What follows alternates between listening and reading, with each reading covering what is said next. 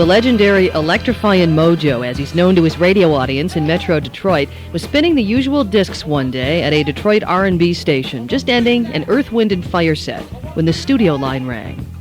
I picked it up and this little girl was on the line. She said, "Hey Mojo, tell me, were there ever any great black classical composers ever?"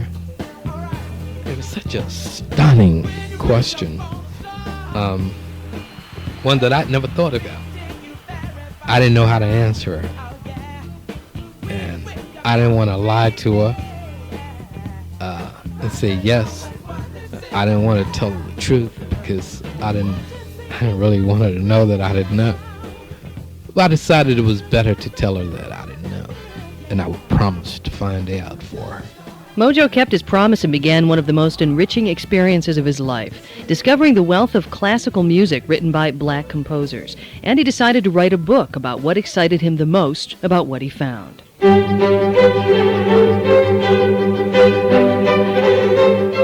When the quest began, he left his job at the radio station rather than stop playing his newfound discoveries on the air. Management told him to stick to the format or leave, and he left.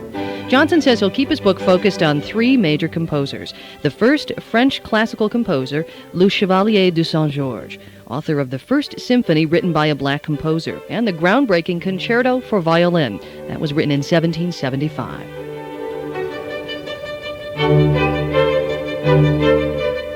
I think it's one of the great unexplored masterpieces because what he did for classical music in Paris with the Parisian musicians and the French School of Music, it became like the paradigm that was duplicated.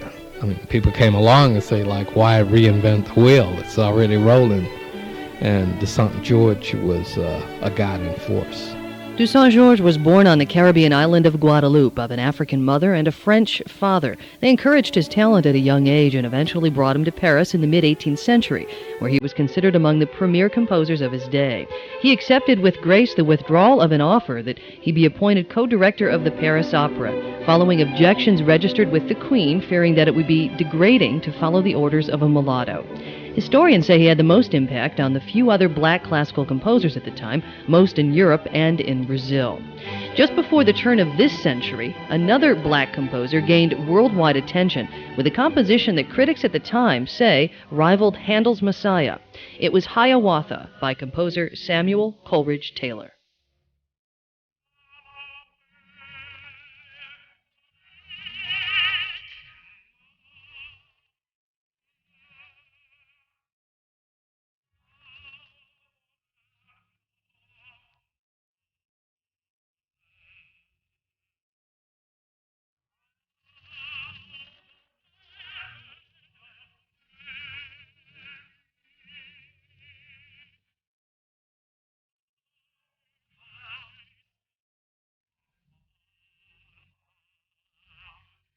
Taylor lived in London in the late 19th century, but his effect here in the United States, along with the Civil War emancipation of blacks, helped inspire a new generation of 20th century black composers here in the U.S.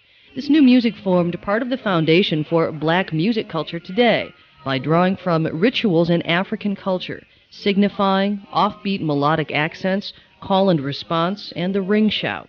Taylor's groundbreaking work had a major impact on that development. But the one that had the biggest impact was William Grant Still. Samuel Floyd is the director of the Center for Black Music Research at Columbia College in Chicago. He says the Afro-American Symphony by William Grant Still is a benchmark in classical music history because it draws on African music traditions in a modern sense. The Afro-American Symphony, which was performed first in 1931, was the first major symphony to be performed by a black American.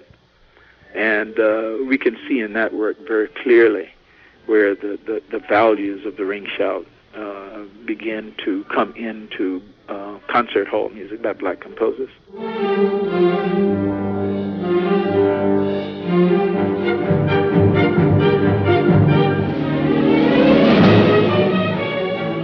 Here in Michigan, the richness of black classical music is being celebrated regularly with performance series by black composers, including the latest Detroit Symphony Orchestra program spotlighting contemporary African-American composers. Leslie Dunner is a resident conductor with the DSO and the recipient of numerous awards, including one for Distinguished Achievement from the NAACP. Well, I think it's just another way of recognizing that African Americans are involved in the full spectrum of life that we have here in this country. There are very, very few African American composers who have been performed historically. This is yet another way for us to do it in our own genre. We don't do it in sports because sports is not our area of expertise. We don't do it in medicine. We do it in classical music. Johnson, or Mojo, meanwhile, continues his research on his computer at home, using a variety of sources, including the internet, interviews with music scholars around the country, and heavy usage of the music libraries at the Detroit Public Library and Wayne State University. He says it's like piecing together a jigsaw puzzle. Much of the information regarding black classical composers is kind of like written between the lines, and you have to find so many lines in so many books and merge them together to come up with what really happened. As Johnson's search continues, he says he's not sure when or if he'll ever revive his legendary Detroit radio status. Finding the richness in black classical music, he says, may have changed his life forever.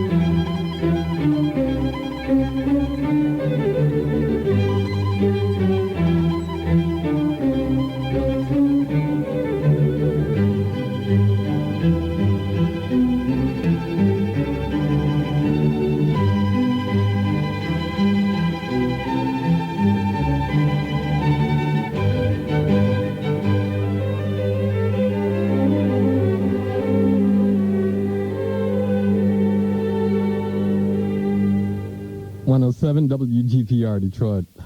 Look here, something wild just happened. That was the music of Chevalier de Saint-Georges, He was a French-African composer of violin music, and as a matter of fact, that is a concerto for violin. He was born in 1739. He died in 1799.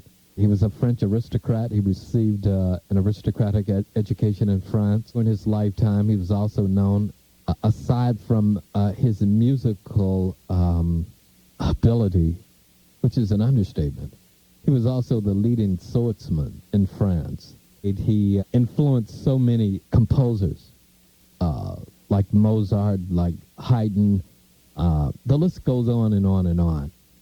This album, Concerto for Violin, simply sets the standards that have been adhered to generation after generation after generation. I was talking with Josh Cheeks over at Dearborn Music. He said they ordered more of De Saint-Georges in when I started playing them. And they ordered what was a sizable amount, more than they normally ordered, and they thought it was a big order. In a few days, it was wiped out. Then they ordered more, wiped out. Now it's on order again. And that's true all over the Metro Detroit area. Suddenly, a new star is born on the classical horizon. Well, a new star was born, but he's been reborn. And his name is Le Chevalier de Saint-Georges. Something wild just happened. Remember, I was telling you the story about Kalen and his mother. And they were listening to the radio for that dedication. I told them it was going to happen. They were listening. They gave me a phone call, and they're here on the line right now. And we have on the line right now his mother, Stephanie, and also Kalen. Hello there. How you doing? Hi, Mojo. This is Stephanie. Hey, Stephanie. How you doing? Hi. Oh, we're doing great. We were just listening to the dedication, and for the first time, I sat down and listened to an entire classical piece. Oh, really? No, it didn't hurt you, did it? No, it didn't hurt at all. Not half as bad as I thought it would. Kaylin wants to talk. I hear Kaylin in the background. See, yeah. What's up, Kaylin? Hello? Hello, Kaylin.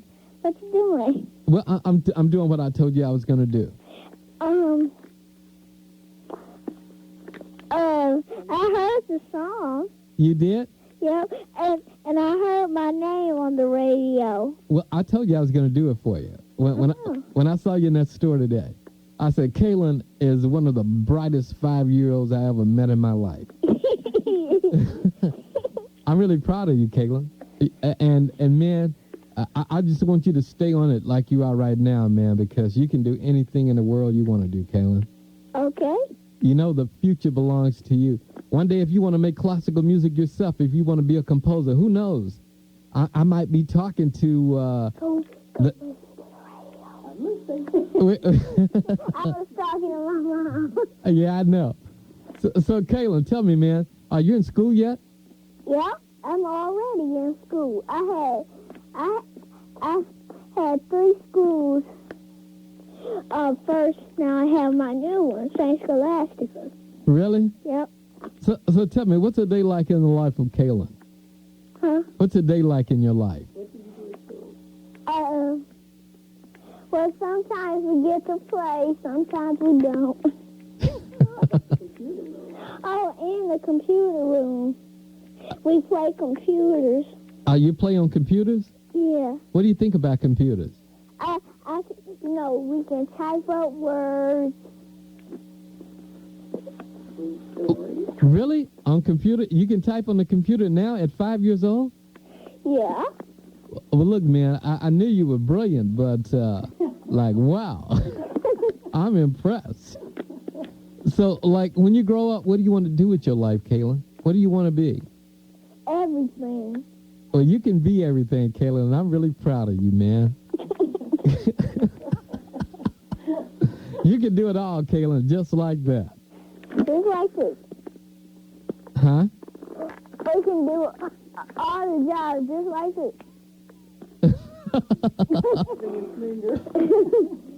So Kaylin, so tell me, you have turned your mother on to classical music. How does that feel? It feels okay. It feels okay? Yeah. What was she doing while it was playing this time? I don't know. Did she look like she was enjoying it? Yeah. Really? She said classical music is kind of nice. Ooh. What did you tell her? I said, yeah, it is all right. See, I told you so. Did you say I told you so? Huh? You said I told you so, didn't you? Yeah. That was my mom said it. Well, look here. Tell me this, Kayla. The first time that what did you tell me today in the bookstore?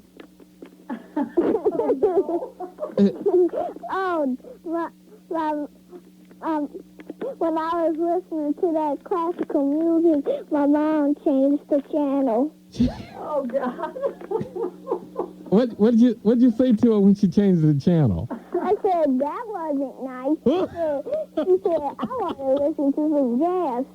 She said, oh, no, not Mojo again. Oh, no. Okay. Okay. Is that what she said, Kayla? Okay. Well, look at Kayla. Huh? So like, what did you say to her then? Thank you. Well, look here, Kayla. You know what, man? I'll tell you. You know what I'm gonna do? I'm gonna go to Dearborn Music tomorrow, and I'm gonna buy you about 5 classical albums, 5 of the top albums that I play here at night. I'm gonna get you Chevalier de Saint-Georges is out right now, unless they have it tomorrow.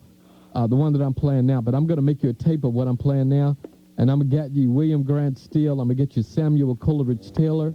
Oh. You like that? Yeah. And I'm gonna get you. Tomorrow I'm off for school. Really? And my mom is off for work. Well, look, I'm gonna get you some Mozart. I'm gonna get you some Beethoven too. So you'll have a wide range to choose from. Okay? Okay. You like that? My mom heard that too on the radio. She did. We can hear the speech on the radio too. Well, you know what I'm doing? I'm recording this for you. So when I see you again, I'm gonna give you a copy of this interview, and you can keep it with you always. Okay? Okay. Thank you. Well, look here, Kaylin. I have your number, and I'm gonna get back with you tomorrow, and I'm gonna find out, what day you can pick these things up, or how we can get them to you. Okay? Okay. Do you know where Southfield is? Yeah. Okay. What? Now, don't give your address now, okay? The address. No, don't do that, Kaylin. Don't do that. But I tell you what, I have the number. I call back when we're off the air and I get all that information, and I'll make sure you get these things in the mail. Any questions you want to ask me? Thank you. And you take care of yourself. And as long as I can, I'm going to keep this music on the radio for you. Okay. And because I think it's really important, and I'm really proud of I'm proud of who you are. I'm proud of you. I think you're going to go very far in life, Kaylin. You just stay the way you are, okay? Okay. And hang on those computers too, okay? Okay. I'm going to play another song from de Saint-Georges for you, all right? I wrote down a song. I wrote down one of your songs. You did? Yep. Well, look here. You want to say hello to anyone, any of your friends on the radio? Yeah. Okay, go on. Sure. Okay, you ready? Yeah. Okay, you can do it now. I'll give you a minute to get it together. Okay. I want to say hello to Keontae. That's one of my friends. Okay. Keontae? Yeah. All right, Kaylin. And Kaylin here's more of Le Chevalier de Saint-Georges. Who knows, one day maybe you'll become a classical composer. I will? You might. And I'll be listening to the music of Kaylin Whitfield. Okay. And they'll say, and now, ladies and gentlemen, huh? I did want to be a singer. Oh, really? Yeah. Maybe one day I'll see you at Orchestra Hall, okay? Okay. Well, look here. You know what? Huh? A classical composer, Bobby McFerrin, is coming to town. He's coming to town on April the 10th. April the 10th. Yeah, he's coming to Orchestra Hall. He's going to be playing with the Detroit Symphony Orchestra. Would you like to go? Yeah. You'd like to go? Yeah. Well, I tell you what. I'm going to get you tickets, you and your mother tickets, and you'll be there at Orchestra Hall to see Bobby McFerrin in concert. You'll get a chance to see one of the great classical composers and conductors live there on stage, and you'll be at Orchestra Hall. Yeah. My mom heard that too. You like that? Yeah. Okay, you think you'll be able to talk into going with you? Huh? Absolutely. Absolutely. Okay, well, thank you, Kaylin. Okay, bye-bye. Bye. Kaylin, Huh? I tell you what, I'm going to let you become a disc jockey, too. I want you to say, this is WGPR, and now here is St. George. Okay. This is WGPR. Now here's St. George.